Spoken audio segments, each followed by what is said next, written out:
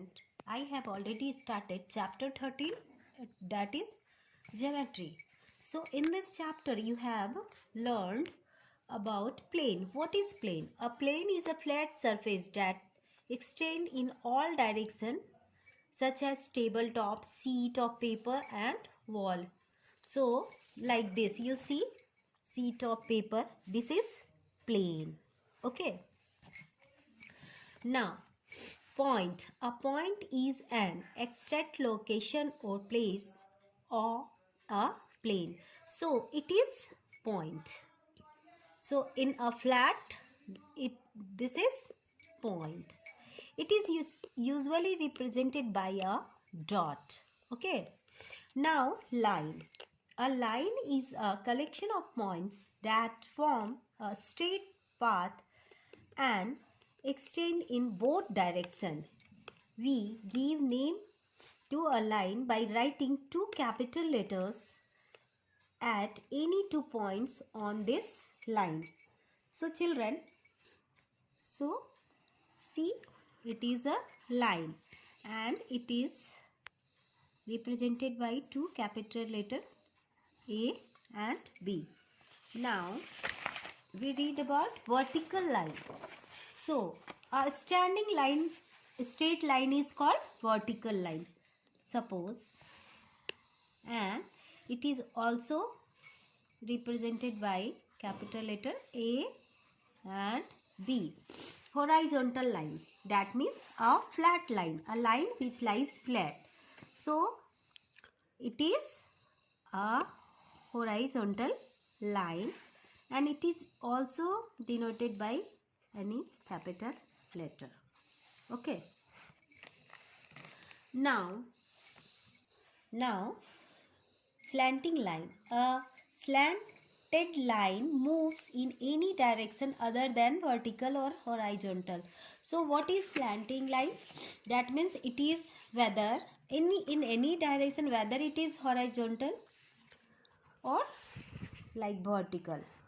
So it is a slanting line and it is also represented by A, B or C, D. Okay. Now line segment.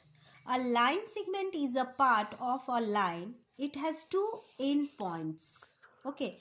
So simple line, you always read about it in class 2, in class 3rd also you have learned about it, that what is line. Okay. Now ray. A ray has one end point and extend indefinitely at the other end. So what is ray? So ray is a line and suppose ray, I am taking a ray from here and it is going up to where we don't know. So ray have no 2 point, only 1 point and one end. Okay. So curve. A curve is a collection of points that do not follow a straight path. So you know what is curve? Like suppose so many points are there. Suppose like that. And it is a curve. So after that we learn about angle. So what is angle?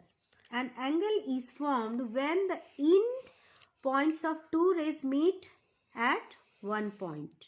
The point where they meet is called vertex. So what do you understand by it? That two line meet in one point like that and it is called angle. Okay, like A, B and C. Two line meet in one point and this is called angle, and that point is called vertex. Okay. So before starting the chapter, I will teach you about protractor. So what is protractor? Angle can be measured by D-shaped instrument. So are you seeing, that is D-shaped instrument, which is in your geometry box you will find, and you find out the measurement of angle with this. So it is protractor. Okay. So children, now I am going to start chapter 13.1. So chapter 13.1, in question number 1, classify the following as vertical, horizontal or slanting line. So I think you can do by yourself. It is easy. Number 2, name the line segments that make the hexagon. This is also very easy and you can do by this explanation. In the given figure, name the vertex arms of the angle and ways of writing angle. Okay, you can also do this sum. If there is any confusion, you can ask me. Okay. Now, question number 4, you will see nicely. Measure the angle with protractor. So, how can you measure the angle with protractor? So, first you take the protractor and you keep the middle point in the angle point and see, it is 60 degree. Okay, it is very easy. Same in question number C, you see it is 90 degree. So by this you can do this question number 4. Okay. Now question number 5. So look carefully. So in question number 5, draw the angle with the help of protractor. So how can you draw the angle? Look carefully. First you make a line with help of scale. Okay. And make a point. And you put the protractor middle part on the point and match the line with the protractor line and see where is 30 written.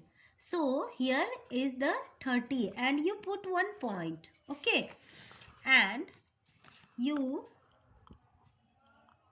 draw a line and it is 30 degree. Very simple. A, B, C. So you can draw like this angle with the help of protractor. So children, by this explanation you can do exercise 13.1. So today classwork for you, you will do question number 1, 2, 3, 4 in book and question number 5 in maths notebook. Thank you.